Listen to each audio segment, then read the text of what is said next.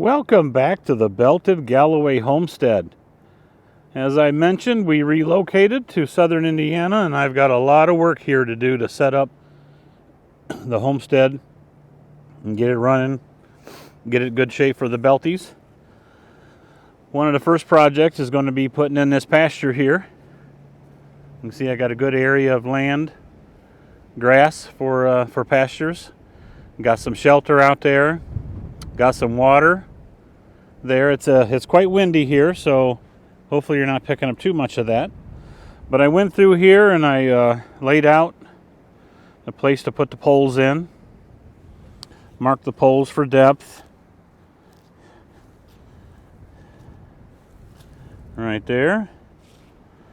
Went around marking X's, and I'm going to start pounding these in. I will show that process, but should be a good project. Now here's what we're going to be using to drive those posts in the ground. It's a Danuser, I believe it's pronounced, SM40. Got it mounted on my Bobcat 863. I've used one of these before in Minnesota. It's really good, especially for a one-man job. Got a grapple on the bottom, pick the post up. That swings around into position and hammers right into the ground. Pretty slick. There's Luna! Or are they loving it here? We're making progress. You can see there's some nice poles there called the perfect pole. They're the same diameter from one end to the other. Putting in a 12-foot galvanized gate. Well, that skid steer looks small out there in the middle of that pasture. But keep on a-pounding.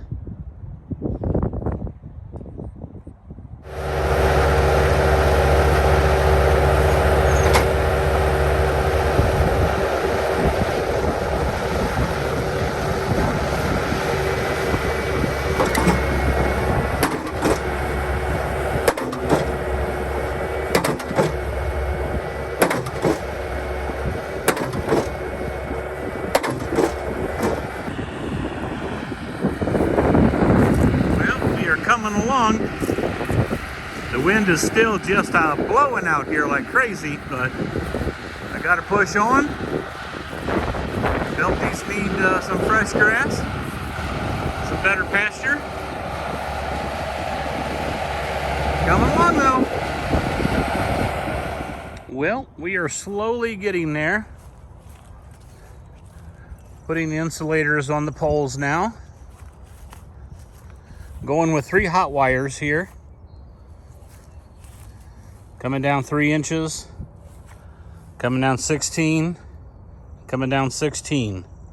Pretty good spacing, I think, for the 3 hot wires. Not concerned with keeping the Belties in too much. More concerned keeping things out like coyotes and other little critters.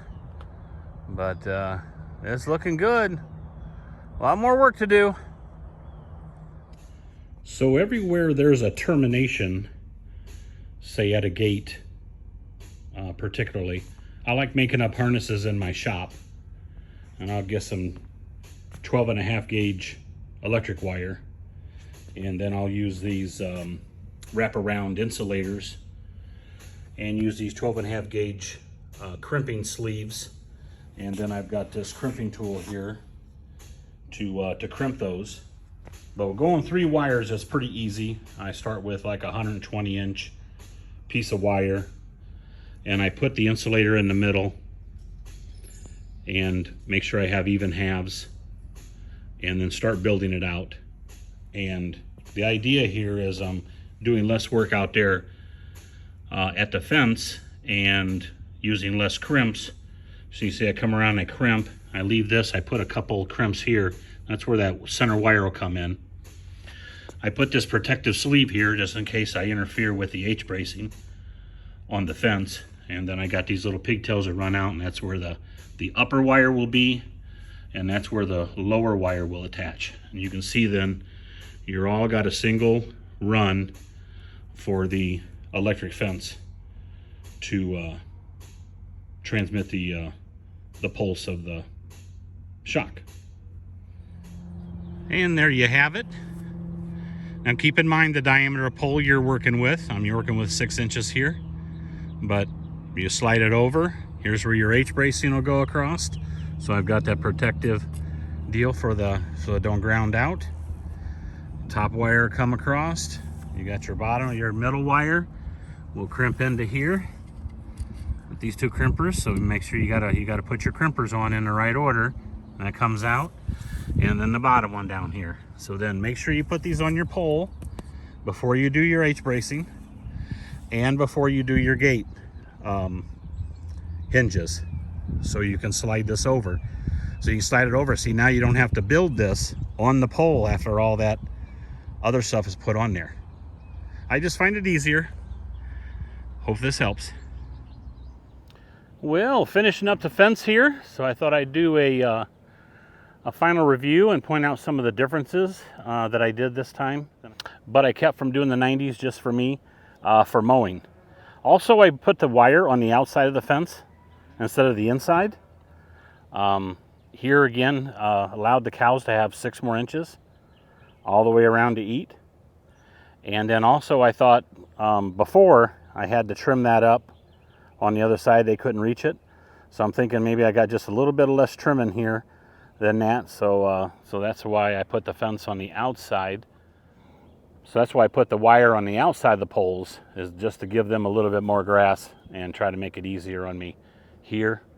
The 45s allowed me to put insulators really easy to go around the poles instead of working on something a little more sophisticated and difficult to install.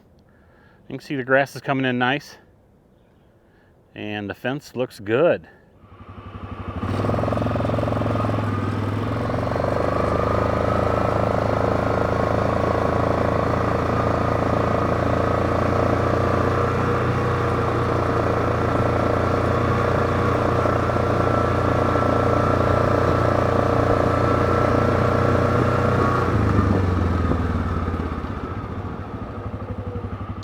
So here I put the spring tensioners and the ratchet tensioners together, and about halfway you'll notice that once you stretch your wire and it starts relaxing, so you're going to need one of these wrenches to tighten up that ratchet, and it just simply goes in here and click, spring loaded right there, and just tighten that up.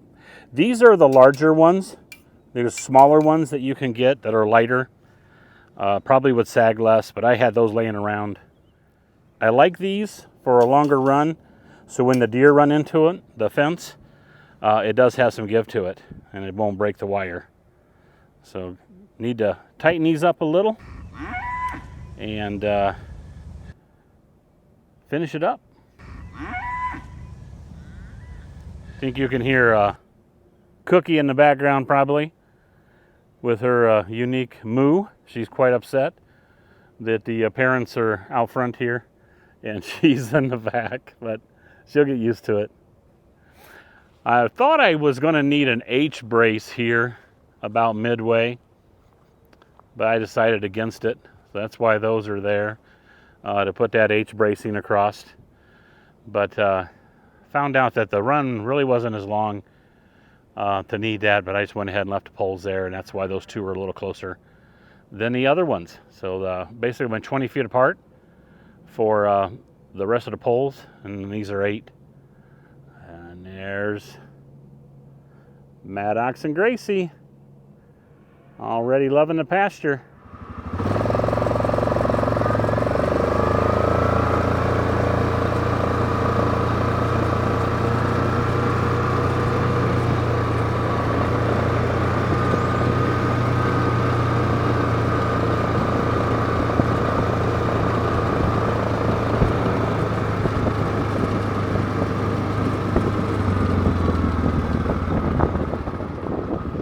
So here we are at one of the gates, And I got H bracing on both sides of the gate. I'm liking that galvanized. The paint on the painted ones fade and such, but so I'm trying to galvanize this year. Okay, a few things here that I've done. So one thing I noticed going with the wire on the outside, and then I also want to keep my H bracing tensioning on the outside. So I end up with a little interference. And on the bottom wire, you end up with the getting close there to the tensioner. Now there's different ways of tension, but this is the way I did it. So you can buy these black sleeves for insulating your electric fence. So I just basically remove the white lightning back further and put in one of those insulators. So if that ends up touching, we're good there. And then here with the board that spins to twist up that wire to get the tension, you get close here. So I end up getting some clear tube to go in there. It works good for an insulator. The other trick you can do here is just end up pulling your wire out like that and giving a gap and keeping an eye on that.